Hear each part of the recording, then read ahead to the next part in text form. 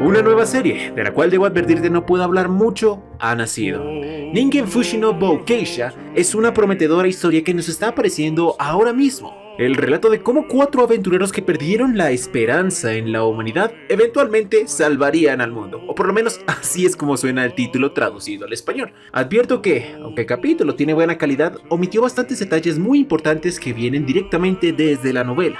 Aspectos muy relevantes como por ejemplo, Zem, el clérigo, cuando fue inculpado por abusar de niños, él tenía varias personas que aún creían en esta persona. No obstante, detrás de cámara, detrás de escena, varios otros clérigos que estaban celosos por el incremento en su popularidad y en su fama insurgente, formaron un plan para detallar su culpabilidad. Buscaron testigos falsos, buscaron argumentos erróneos y eventualmente, sin que él tuviera ni un solo amigo y nadie que pudiera respaldarlo, fue sometido por las malas lenguas. Incluso, los grandes jefazos del templo, aunque sabían evidentemente de su inocencia porque conocían muy bien su calidad como humano, no querían tener problemas con estas manzanas podridas que se encontraban dentro de su subordinado. Prefirieron mantenerlos apaciguados para que no hubiera una revolución interna dentro ni un golpe de poderes, entregándoles a un simple chivo expiatorio. Y por eso mismo, también lo mandaron a prisión durante 3 meses, para que las personas que aún crean en él sintieran que de verdad había un delito y esta persona fuera culpable. También se omitieron unas cuantas cosas, como por ejemplo en la historia de Diana, en donde su anterior exnovio, buscando una excusa para que ella se alejara, la amenazó, mencionando que eventualmente le comentaría a todas las autoridades pertinentes que en esta escuela ella seducía a los profesores, los sobornaba. Y el hecho de que fuera cierto o no era irrelevante, pues a final de cuentas lo que interesaría sería destruir su honra, su reputación, y a final de cuentas lo logró. Llegó a tal punto que su familia tuvo que darle la espalda y decirle: lo siento, no podemos protegerte, caíste en esta trampa de la aristocracia.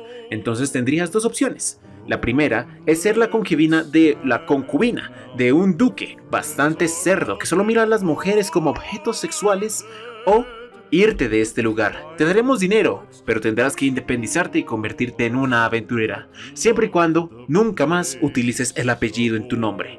Esas eran las opciones que tenía encima.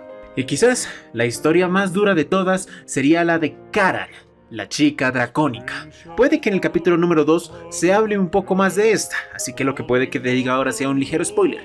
No hablaré mucho de ello, simplemente esta fue traicionada por los miembros de su grupo, abandonada en un calabozo. Cuando los mismos pensaban de que el envenenamiento la iba a asesinar, logró sobrevivir por obra y magia del espíritu del guión, y también una piedra mágica que utiliza curar y desintoxicar. Logrando evitar el veneno, ella pudo volver a casa luego de 10 días, pero el grupo que la había engañado se aprovechó de su inocencia. Fue directamente hacia la habitación en donde ella se estaba hospedando. Habló con el posadero, dijo que había muerto, y en símbolo del amor que alguna vez sostuvieron como grupo, ellos llevarían sus cosas a su tierra natal. Pero la verdad lo que querían hacer era robar una piedra importante que la Draza Dracónica le había encargado para entregarla a un futuro héroe. Pero bueno, supongo que se hará más detalle a profundidad. Al final de cuentas, después de ser traicionada como el héroe sanador o el héroe del escudo, ella sería la que tendría el pasado más problemático de entre todos los demás. Datos como estos tengo unos cuantos, así que si te interesa, por favor acompáñame. Miraremos los principales contrastes y pues, mi hermano, disfrutémoslo juntos.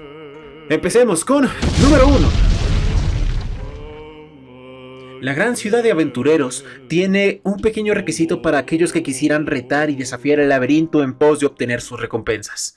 Principalmente, para poder acceder necesitarías un grupo de por lo menos 4 personas, y a menos de que seas alguien famoso o reconocido, se te podría dar la posibilidad de investigarla en grupos de a 2, pero de forma individual todos lo tienen prohibido, ya sea en la finalidad de evitar que muertes innecesarias ocurrieran por la negligencia de los administradores.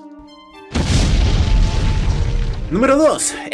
El capítulo salta muchos detalles de gran importancia. ¿Por qué razón Argos, el jefe del grupo de Nick, lo echó?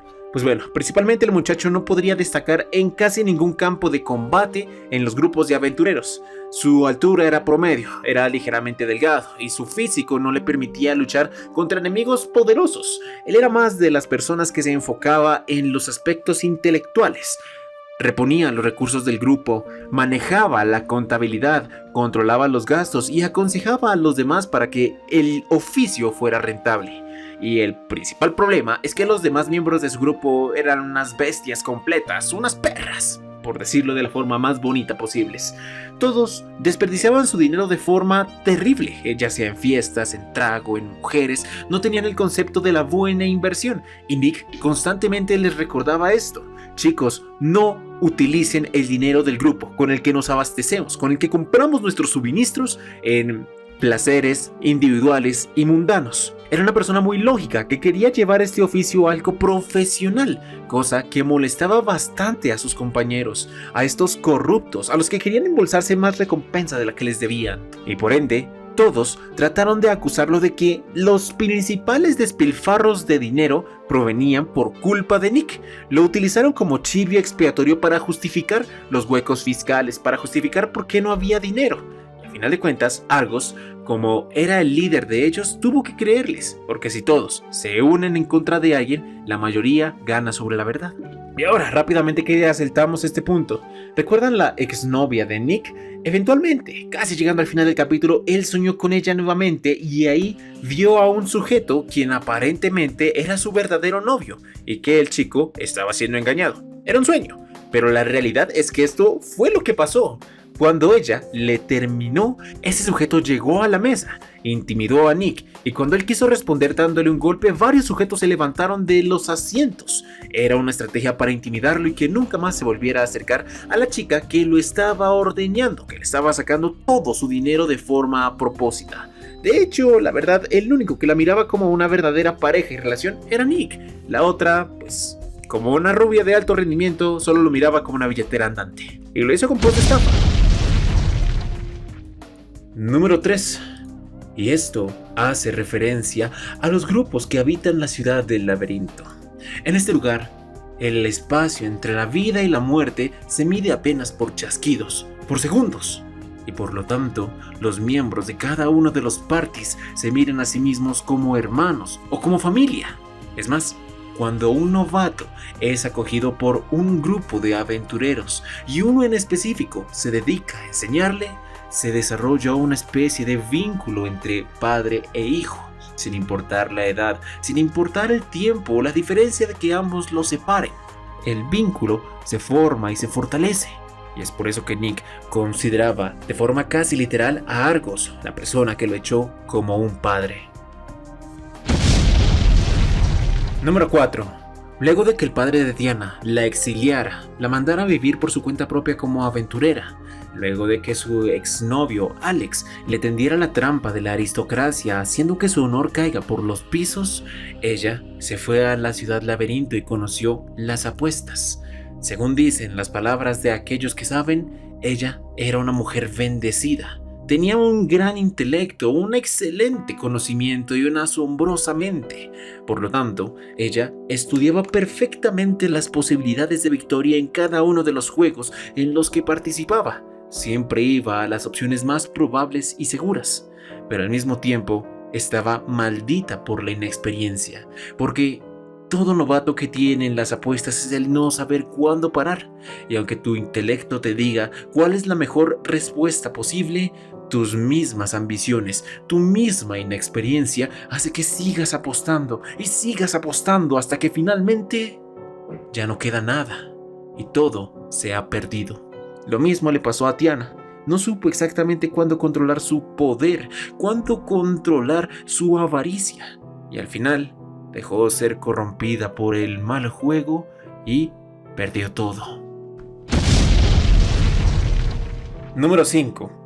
Cuando Tiana empezó a buscar empleo por toda la ciudad, la mayoría de las personas le dijeron que no, y esto tuvo una razón de por medio.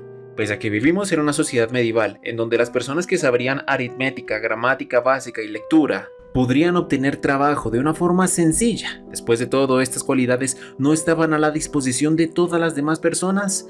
El momento cronológico en el que ella estaba buscando trabajo no fue el mejor. En el otro país, sus vecinos nacionales acababan de sufrir un golpe de estado y la mayoría de los magos, de los eruditos de la corte, fueron perseguidos políticamente y asesinados. Entonces ellos, en busca del exilio, escaparon hacia su país vecino y ofrecieron sus capacidades de ilustres ante la población en general. Entonces, el trabajo de escriba, el trabajo de contador, que antes podría ser muy honrado y muy costoso, ahora estaba a precio de huevo por estas circunstancias políticas.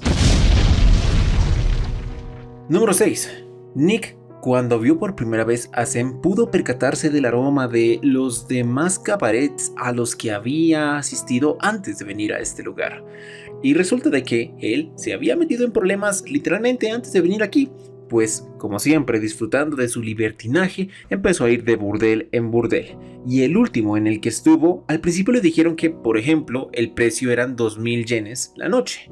Pero cuando terminó de beber sus bebidas, a la salida le dijeron de que eran 20,000.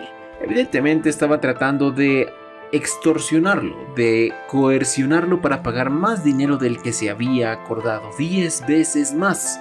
No obstante, el muchacho fue bastante listo y empezó a utilizar sus conocimientos como clérigo avanzado para decirle a las personas que una de sus chicas estaba enferma por una enfermedad, valga mi redundancia, de transmisión sexual. Entonces, si así lo quisieran, él podría tratarla, todo sea con el fin de ayudar a estas chicas de forma solidaria. Lo utilizó con tal, por así decirlo, elocuencia, dote de palabra que logró convencer a estos sujetos. Le dio una poción, utilizó un poco de magia para tratar sus síntomas y luego, aprovechando la oportunidad de que todos estaban distraídos, se escapó. Y finalmente llegó a la posada en donde se encontraría con Nick y los demás. Número 7. Zem tiene, para bien o para mal, una cualidad que resalta sobre todas las demás, y es, según las palabras del texto, una belleza incomparable. Entre todos los hombres podría ser considerado como el más guapo, y para su desgracia, era tal su apariencia que incluso varias mujeres empezaban a resentir celos en contra de él, envidiaban aquella perfección, aquella belleza, y esta trascendía incluso las edades. Por eso mismo, Millie se había enamorado de él de una forma profunda, a pesar de que solo tendría 13 años. Por varias oportunidades trató de besarlo, pero él siempre la interpelaba, la atajaba, hasta que llegó el fatídico día que nosotros podemos apreciar aquí mismo.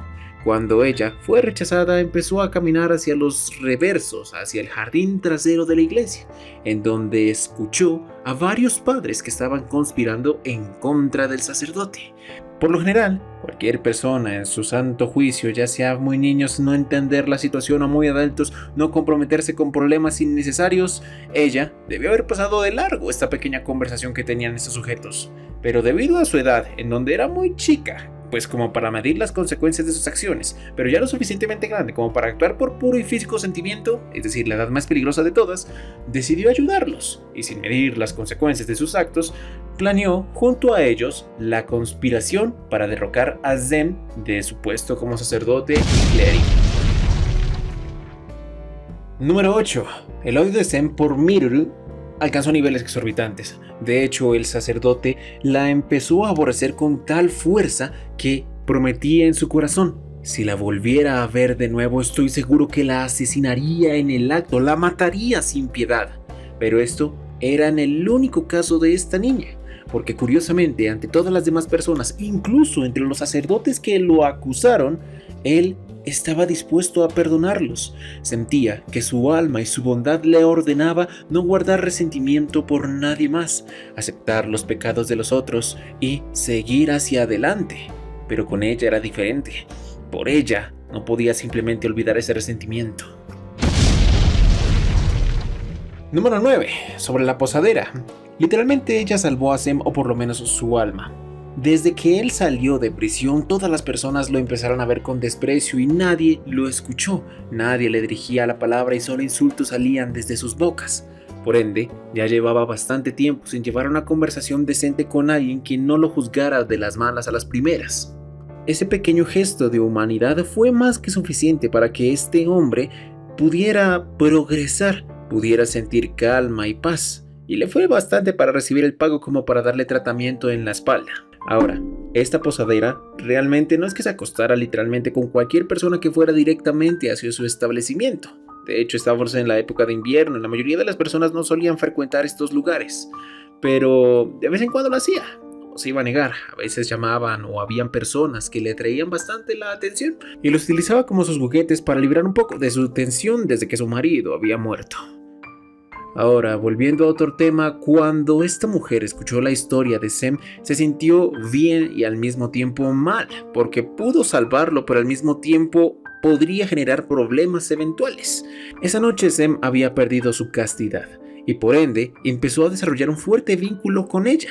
Si esto seguía así, posiblemente el sacerdote se enamoraría perdidamente de su persona. Vaya, qué confianza tenía la misma. Entonces, ella consideró de que no sería capaz de corresponder nuevamente a un amor puro de otra persona, en especial tampoco la fidelidad.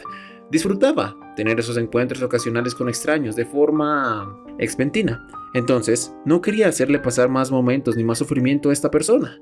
Por ende, le dijo: conviértete en un aventurero. Es lo mejor para que puedas superar estos problemas y mirar hacia un futuro de una manera más brillante.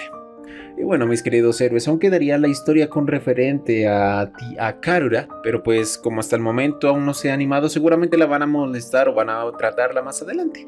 Y si no lo hacen, en el siguiente video yo me encargaré de decirte exactamente cuáles fueron los detalles que fueron omitidos de la misma. Sin nada más que agregar, mi hermano, te deseo una feliz noche y te digo adiós. Bye bye.